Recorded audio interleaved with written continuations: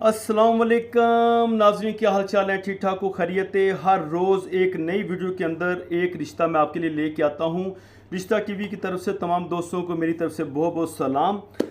ये जो मैं रिश्ता लेके आ रहा हूँ, ये एक आदमी का रिश्ता है, यूके का रिश्ता है, इंग्लैंड का रिश्ता है।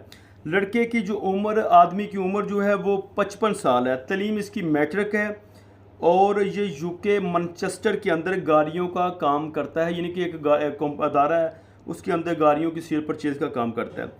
महाना पाकिस्तानी ये तकरीबन 8 से 10 लाख रुपए कमाता है। घर इनका किराए का है और इसकी ये सेकंड शादी हो रही है। पहली बीवी से इसके 4 बच्चे हैं और 2 बेटियां हैं और 2 बेटे हैं, और दोनों बेटियों की उन्होंने शादी कर दी हुई है और दोनों बेटे साथ हैं। ये मैनचेस्टर के अंदर रहता है।